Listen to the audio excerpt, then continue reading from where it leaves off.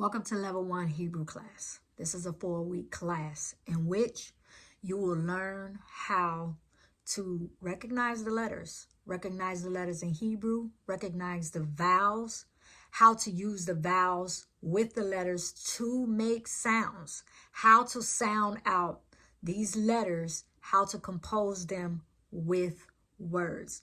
Most of all, Level 1 Hebrew class focuses on the actual recognizing how to use your throat chakra and activating this language. This language have a vibration, this language have a frequency in which will unlock light codes within you. The light codes, the light consciousness. So we're taking ourselves to on this journey to learn how to use an ancient prayer to unlock ourselves. Before I get started in all my classes, I like to take us back to our original state using this clearing prayer. I would like everyone to humble their spirits, bow their head, breathe in, breathe out, and receive these words in the ancient tongue to take you back to your original state. Machshava betula הטהורה הראשונה לפני זה האמת יוד ה' ו' ה' יוד ה' ו' ה' יוד ה' ו' ה'.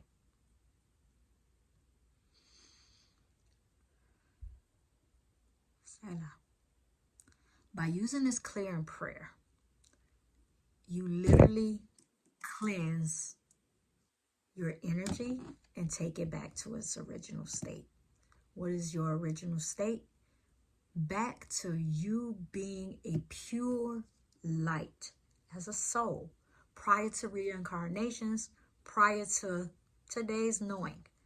So let's get into the history of the Hebrew language.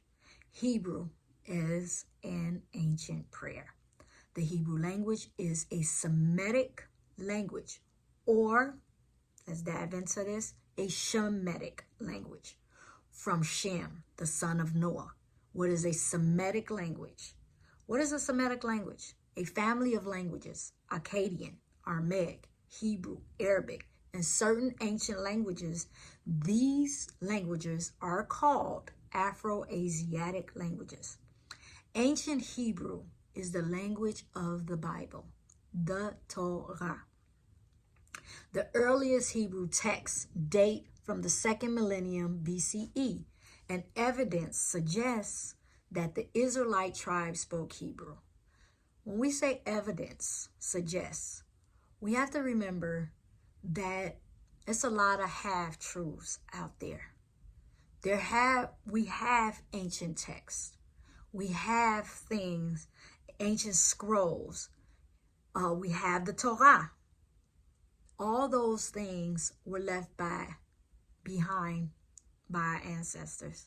But we cannot negate the fact that a lot of things were not documented.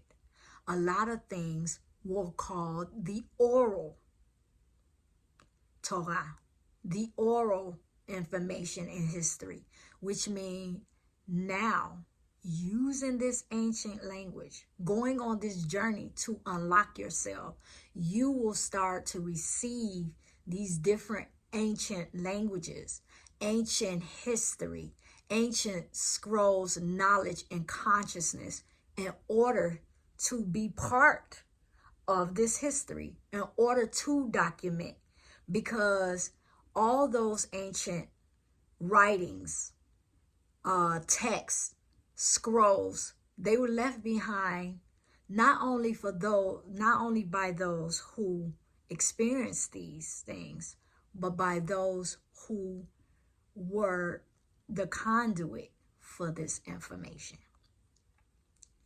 The earliest Hebrew texts date from the 2nd millennium BCE, and evidence suggests that the Israelite tribe spoke Hebrew. It was commonly spoken until the fall of Jerusalem in 587 BCE. Once the Israelites were exiled, scattered throughout the earth, Genesis 11 and 9. Hebrew began to disappear as a spoken language, though it was still preserved as a written language for the prayers and holy texts. Thus, the Torah, the Dead Sea Scrolls, the findings in Masada, the findings in Timbuktu. Since Hebrew was primarily used for sacred texts prior to its revival as a spoken language, it was called Lashon HaKodesh, means the holy tongue, the holy language. It is believed that Hebrew is the original language of Adam and Eve in the Garden of Eden. It is believed, according to the Kabbalist scholars, that Hebrew was the language that all humanity spoke until the Tower of Babel. Bavel,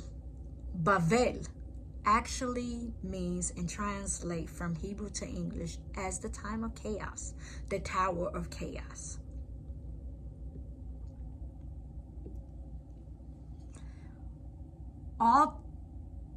We see all the names of Adam, the descendants. We find all names from Adam to Noah. All had meaning, Hebrew, in Hebrew. For example, Methuselah in Hebrew means his death will bring. The flood occurred the year he died, Genesis 5:21.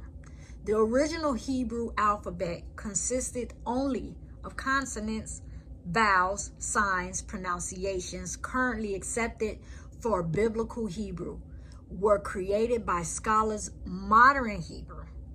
When Jews moved to Palestine in the 19th century, Hebrew was revived as a spoken language. Modern Hebrew, called Ivrit, was declared the official language in 1948 of Israel. The language is written right to left. Hebrew has 22 characters, letters, symbols, alphabet. We will learn how each can be built off more than one alphabet. So why teach Hebrew? Hebrew is one of the 5 ancient languages, which are Egyptian, Sanskrit, Hebrew, Tibetan, and Chinese. These languages activate higher consciousness.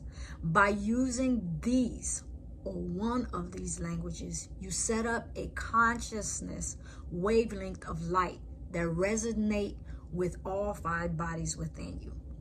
The Bible is rooted in Hebrew, and for us to break seals of centuries of hidden messages. That's one of the main reasons why we need level 1 Hebrew. We need the Hebrew language to unlock ourselves, to receive the higher consciousness from the heavenly realm, to be led. We have to activate light consciousness within us, the Christ consciousness. Hebrew has 22 letters, yet 5 extra letters are the vowels. Hebrew grammar.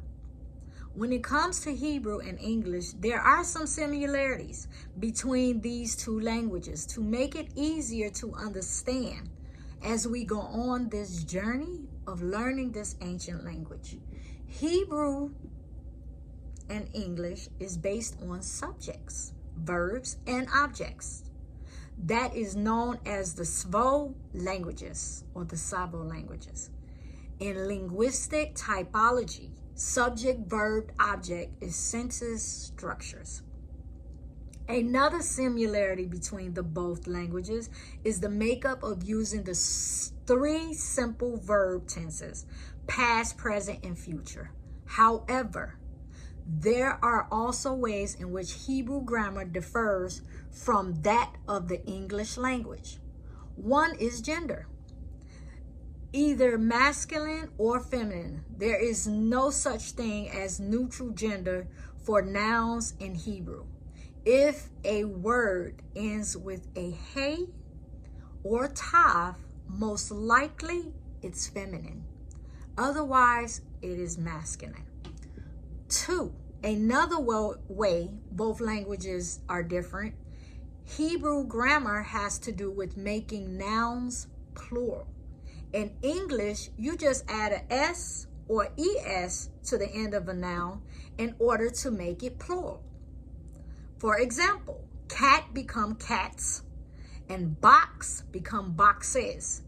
In Hebrew, you will pluralize nouns, which differs based on whether the noun is masculine or feminine. For masculine nouns, you will add the yud mem sofit to the end of the word. For feminine nouns, you will drop the hey or the tav and add a vav tav. Another rule to remember is that in Hebrew, both second and third person pronouns have different forms depending on their gender. These are the basics for understanding the differences between both languages. Let's get into these alphabets. Let's learn these characters. Aleph. Aleph is most cases silent, or it has sound of the A as an apple. Bet. Bet has the exact same character. One has a dot in it, one doesn't have a dot. Bet with a dot makes the sound of a B, as in boy. Bet without the dot, it makes the sound as V. It's called without a dot, pronounced like a V, as in victory. Gimel. Gimel without a dot is sound as a G and giraffe. Gimel with a dot is G as in good. Dalet is sound like a D as in door. Hey. Hey is pronounced like a H in hello, or like in English, it is used to end a word of a name. Vav. Vav can be a V, O, or U. Vav can be pronounced like a V in victory, the O in home, the U sound in U. Zayin. Zayin is pronounced as a Z in zebra. Interesting how Zayin, the Z, is the first 7th letter in the Hebrew alphabet. Chet. Chet is pronounced with a throat clearing sound that isn't in the English language. There isn't an alphabet that match. You can use the CH in most cases in trying to pronounce the Chet. Tet. Tet is pronounced as a T in tall. Yod is pronounced Y as in yellow. Sometimes Yod is part of the preceding vowel and isn't pronounced at all. Kaf. Kaf can be a K or a KH sound. Most cases, a kaf with a dot has the KH sound. K as in kangaroo, or kaf, CH sound almost like an het letter, the het.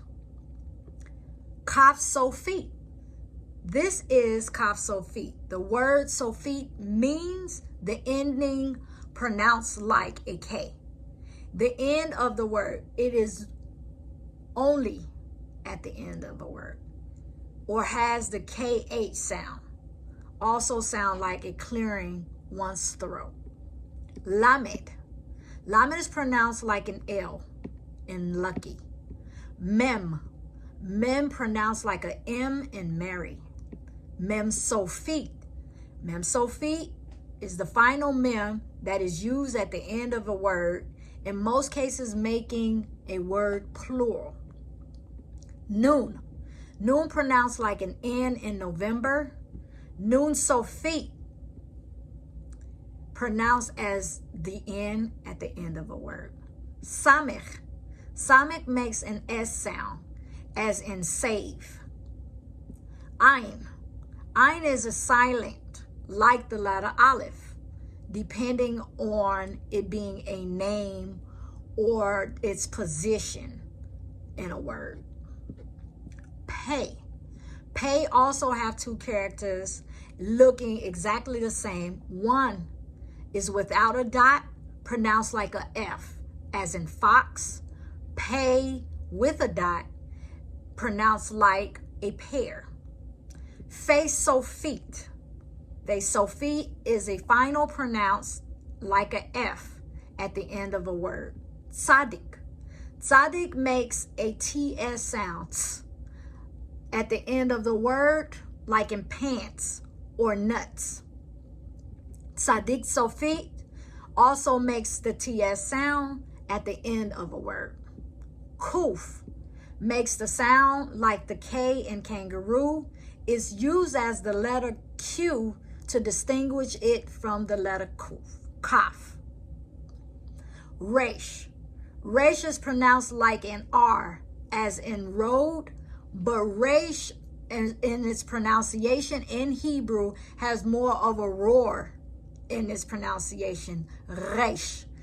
Again, when speaking Hebrew, you are literally activating that throat chakra. Sheen also has two characters. Sheen, when the dot is over the left side, is pronounced like an S, as in so. Sheen, with the dot on the right side, it makes a sh sound, as in show. Tav. Tav is pronounced as T, as in tango. Here are the vowels. In Hebrew, these are called the nikudot. They allow us to precisely pronounce each word, especially in ancient texts, Torah, Dead Sea Scrolls, etc. Modern Hebrew is a lot easier to pronounce without using these vowel systems.